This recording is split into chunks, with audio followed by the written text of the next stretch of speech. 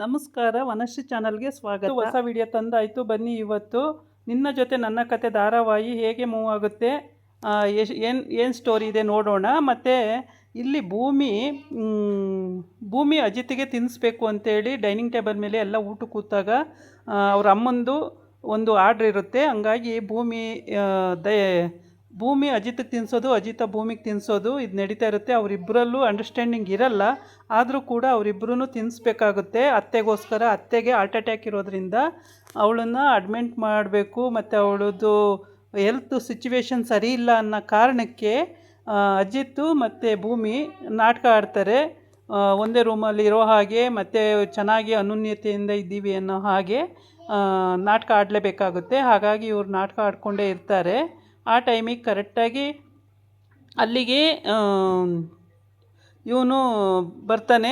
ಅವನ ಫ್ರೆಂಡು ಬರ್ತಾನೆ. ಬಂದುಬಿಟ್ಟು, ಯಾಕೋ ನಿಮ್ಮದು ಇನ್ನೂ ಬಗೆಹರಿಲಿಲ್ವಲ್ಲೋ ನಿಮ್ಮ ಪ್ರಾಬ್ಲಮ್ಮು, ಎಷ್ಟು ಪ್ರಯತ್ನ ಪಟ್ರು ನೀವಿಬ್ಬರೂ ನಾನೊಂದು ತೀರ ನೀನೊಂದು ತೀರ ಆ ಥರ ಆಗ್ತಿರಲ್ಲ, ಯಾಕೆ? ಸತ್ಯ ಎಷ್ಟು ಹೇಳಿದ್ರೂ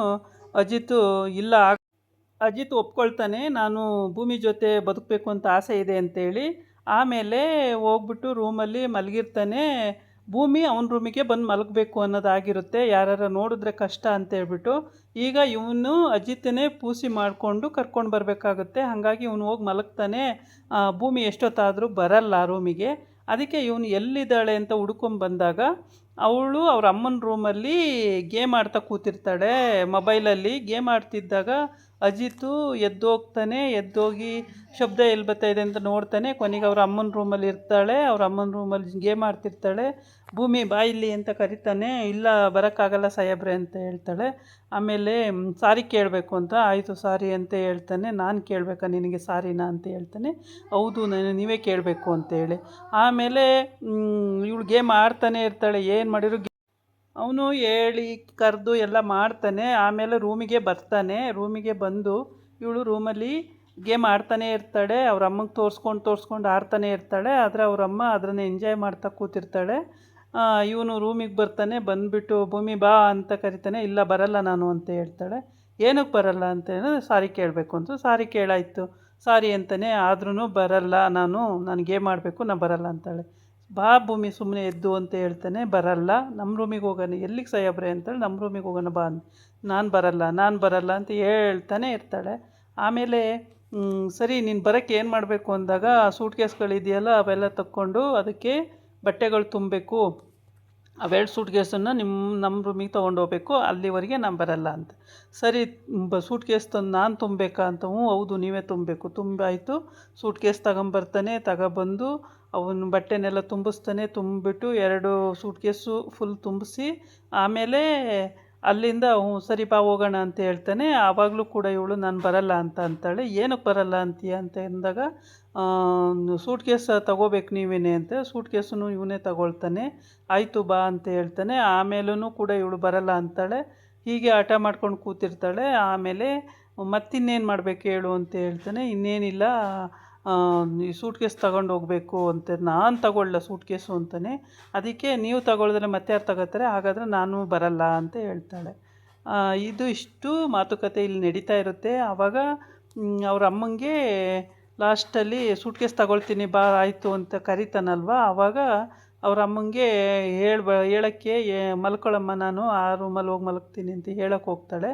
ಆವಾಗ ಅವರಮ್ಮ ಕೈ ಹಿಡ್ಕೊಂಡು ಅಜಿತನ್ನು ಕರೆದು ಅವನದು ಕೈನ ಭೂಮಿ ಕೈಗೆ ಹಾಕ್ಬಿಟ್ಟು ಇಬ್ಬರು ಅನ್ಯೋನ್ಯದಿಂದ ಬದುಕಿ ಅಂತ ಹೇಳಿ ಆಶೀರ್ವಾದ ಮಾಡ್ತಾಳೆ. ಆವಾಗ ಅವನು ಆಶೀರ್ವಾದ ಮಾಡಿದಾಗ ಸರಿ ಇದೇನು ಅಮ್ಮ ಇದ್ದಕ್ಕಿದ್ದಂಗೆ ಹಿಂಗೆ ಮಾಡ್ತಿದ್ದಾರಲ್ಲ ಅಂತೇಳಿ ಆಶ್ಚರ್ಯವಾಗಿ ನೋಡ್ತಾ ಇರ್ತಾರೆ. ಆದರೆ ಅವಳು ಕರೆದು ಆ ಥರ ಆಶೀರ್ವಾದ ಮಾಡೋದು ಒಂಥರ ಆಶ್ಚರ್ಯಕರವಾಗಿರುತ್ತೆ. ಏಕೆ ಅಂದರೆ ಅವಳು ಸ್ವಂತ ಅಮ್ಮನೇ ಆಗಿರ್ತಾಳೆ. ಆದರೆ ಭೂಮಿಗೆ ಅದು ಗೊತ್ತಿರಲ್ಲ. ಮತ್ತು ಅಜಿತ್ಗೂ ಕೂಡ ಗೊತ್ತಿರಲ್ಲ, ಅತ್ತೆ ಅನ್ನೋದೇ ಗೊತ್ತಿರಲ್ಲ. ಒಟ್ಟಿಗೆ ಹುಷಾರಿಲ್ಲ ಅವರಿಗೆ, ಅವ್ರನ್ನ ಕರ್ಕೊಬಂದು ನಮ್ಮ ಮನೇಲಿ ಇಟ್ಕೊಂಡು ಟ್ರೀಟ್ಮೆಂಟ್ ಮಾಡ್ತಾಯಿದ್ದೀವಿ ಅನ್ನೋದೊಂದು ಅವ್ರ ಮನಸ್ಸಲ್ಲಿರುತ್ತೆ. ಅಷ್ಟು ಬಿಟ್ಟರೆ ಇವಳಿಗೆ ಅದೆಲ್ಲ ಗೊತ್ತಿರುತ್ತೆ. ಯಾಕೆ ಅಂದರೆ ಇವನು ನನ್ನ ಅಳಿಯ, ಇವಳು ನನ್ನ ಮಗಳು ಅನ್ನೋದೆಲ್ಲ ಗೊತ್ತಿರುತ್ತೆ. ಆದರೆ ಅವಳು ಬಾಯಿ ಬಿಟ್ಟು ಏನೂ ಹೇಳ್ತಾ ಇರಲ್ಲ. ಅವಳಿಗೆ ಮಾತಾಡೋಕ್ಕೂ ಕೂಡ ಬರುತ್ತೆ, ಆದರೂ ಮಾತಾಡ್ತಾ ಇಲ್ಲ. ಹೀಗೆ ಭೂಮಿ ಕೈ ಮತ್ತು ಅಜಿತ್ ಕೈನ ಒಂದಕ್ಕೊಂದು ಒಬ್ರದ್ದೊಬ್ರು ಕೈ ಕೊಟ್ಟು ಆಶೀರ್ವಾದ ಮಾಡ್ತಾಳೆ. ಆಶೀರ್ವಾದ ಮಾಡಾದಮೇಲೆ ಹೋಗಿ ಬನ್ನಿ ಅಂತ ಹೇಳ್ತಾಳೆ. ಅವರಿಬ್ಬರೂ ಸರಿ ಅಂತ ಹೇಳ್ಬಿಟ್ಟು ಅಲ್ಲಿಂದ ಸೂಟ್ಕೇಸ್ ತಗೊಂಡು ಹೋಗ್ತಾ ಇರ್ತಾರೆ. ಆ ಲಿವಿಂಗ್ ರೂಮಿಗೆ ಹೋದಾಗ ಎಲ್ಲರೂ ಬಂದು ಬಗ್ಗಿ ಬಗ್ಗಿ ನೋಡ್ತಾ ಇರ್ತಾರೆ ಮನೆಯವರೆಲ್ಲ. ಆಮೇಲೆ ಇದು ಇವರಿಬ್ಬರು ಗಮನಕ್ಕೂ ಬರೋದೇ ಇಲ್ಲ. ಇವಳು ಒಂದು ಕಾಲು ಎಳಿತಿರ್ತಾಳೆ, ಅವನು ಅದನ್ನು ಫಾಲೋ ಮಾಡ್ಕೊಂಡು ಹೋಗ್ತಾ ಇರ್ತಾನೆ. ಇವಾಗ ಅವಳು ಆಶೀರ್ವಾದ ಮಾಡಿ ಕಳಿಸಿದ ಮೇಲೆ ಇವರಿಬ್ಬರದು ಮಾತುಕತೆಯಲ್ಲಿ ಹಿಂಗೆ ಹೋಗ್ತಾ ಇರ್ತಾರೆ. ಲಿವಿಂಗ್ ರೂಮ್ ದಾಟ್ಕೊಂಡು ಹೋಗಬೇಕಾಗುತ್ತೆ, ಎಲ್ಲ ಹೋಗ್ತಾ ಇರ್ತಾರೆ. ಅಲ್ಲಿ ಅವರೆಲ್ಲ ಬಂದು ಬಗ್ಗಿ ನೋಡ್ತಾ ಇರ್ತಾರೆ. ಎಲ್ಲಿಗೆ ಹೋಗ್ತಿದ್ದಾರೆ, ಎಲ್ಲಿಂದ ಬರ್ತಾ ಇದ್ದಾರೆ ಅಂತ ಹೇಳ್ಬಿಟ್ಟು ಇಬ್ಬರೂ ಕೂಡ ಬಗ್ಗಿ, ಎಲ್ಲರೂ ಮನೆಯವರೆಲ್ಲ ಬಗ್ಗಿ ಬಗ್ಗಿ ನೋಡ್ತಾ ಇರ್ತಾರೆ. ಇವರು ಸರಿ ಅಲ್ಲಿಂದ ಹೊರಡ್ತಾರೆ. ಅವಳನಿಗೆ ಮಂಗಿಸಿ ಬೆಡ್ಶೀಟ್ ಒರೆಸಿ ಅಲ್ಲಿಂದ ಹೊರಟು ಹೋಗ್ಬೇಕಾದ್ರೆ ಮನೆಯವರೆಲ್ಲ ನೋಡೋದನ್ನು ಇವ್ರು ಗಮನಿಸೋದೇ ಇಲ್ಲ. ಇವ್ರ ಪಾಡಿಗೆ ಇವ್ರು ಹೋಗ್ತಾನೇ ಇರ್ತಾರೆ. ಆಮೇಲೆ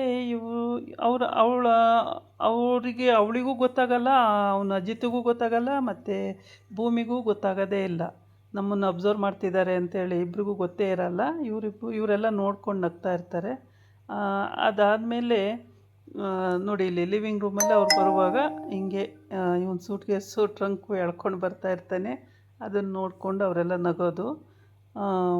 ಆಮೇಲೆ ಅವ್ರ ರೂಮಿಗೆ ಹೋಗ್ತಾ ಇರ್ತಾರೆ. ಅಲ್ಲಿ ಸತ್ಯ ಮತ್ತು ಭೂಮಿ ಅಪ್ಪನೂ ಇರ್ತಾನೆ.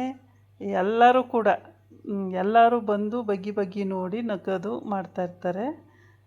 ಲಿವಿಂಗ್ ರೂಮಲ್ಲೇ ಇಷ್ಟು ನಡೀತಾ ಇರುತ್ತೆ. ಇವನು ಸೂಟ್ಕೇಸ್ ನೀನೊಂದು ಎಳ್ಕೊಂಡು ಬಾ ಅಂತ ಭೂಮಿಗೆ ಹೇಳ್ತಾನೆ. ನನ್ನ ಕೈಲಾಗಲ್ಲ, ಎಳ್ಕೊಂಡು ಹೋದರೆ ಬರ್ತೀನಿ, ಇಲ್ಲಾಂದರೆ ರಿಟರ್ನಿಂಗೆ ಮತ್ತು ಅಮ್ಮನ ರೂಮಿಗೆ ಹೋಗ್ತೀನಿ ಅಂತ ಹೇಳ್ತಾಳೆ. ಬೇಡ ಬೇಡ, ಅಮ್ಮನ ರೂಮಿಗೆ ಹೋಗೋದು, ಬಾ ನಾನೇ ತೊಗೊಳ್ತೀನಿ ಅಂತೇಳ್ಬಿಟ್ಟು ಅವನೇ ಹೇಳ್ಕೊಂಡು ಹೋಗೋಣ ಅಂತಿರ್ತಾನೆ. ಆಮೇಲೆ ಭೂಮಿ ಆಯಿತು, ನೀವು ತಗೊಂಡು ಹೋಗೋದಾಗಾದರೆ ಓಕೆ, ನಾನು ಬರ್ತೀನಿ ಅಂತೇಳ್ಬಿಟ್ಟು ಅವನ ಹಿಂದೆ ಹೋಗ್ತಾಳೆ. ಆಮೇಲೆ ಇಬ್ಬರೂ ಹೋಗ್ತಾ ಇರ್ತಾರೆ. ನೋಡಿ ಅಲ್ಲಿ ಎಲ್ಲ ಬಗ್ಗಿ ಬಗ್ಗಿ ಅಂಜು ಮತ್ತು ನೆಚ್ಚಿ ಎಲ್ಲರೂ ನೋಡ್ತಾ ಇರ್ತಾರೆ. ಮನೆಯವರೆಲ್ಲರೂ ಬಗ್ಗಿ ಬಗ್ಗಿ ನೋಡ್ತಾ ಇರ್ತಾರೆ. ಆಮೇಲೆ ಎಲ್ಲರೂ ನೋಡಿ ನಕ್ಕೊಳ್ತಾ ಇರ್ತಾರೆ. ಭೂಮಿ ಇವನನ್ನು ಆಟ ಆಡಿಸ್ತಿದ್ದಾಳೆ. ಇವನು ಒಂದು ಪೊಲೀಸ್ ಸ್ಟೇಷನಲ್ಲಿ ಆಫೀಸರ್ ಆಗಿದ್ದರು. ಇಲ್ಲಿ ಭೂಮಿ ಹೇಳ್ದಂಗೆ ಕೇಳೋ ಹಂಗೆ ಅವ್ರ ಅಮ್ಮನ ಕಾಯಿಲೆಯಿಂದ ಭೂಮಿ ಏನು ಹೇಳ್ತಾಳೆ ಅದೆಲ್ಲ ಕೇಳಬೇಕಾಗತ್ತೆ. ಇದಾಗಿತ್ತು ಇವತ್ತಿನ ವಿಡಿಯೋ. ನಾಳೆ ಇನ್ನೊಂದು ವಿಡಿಯೋ ಜೊತೆ ಬರ್ತೀನಿ. ನಮಸ್ಕಾರ.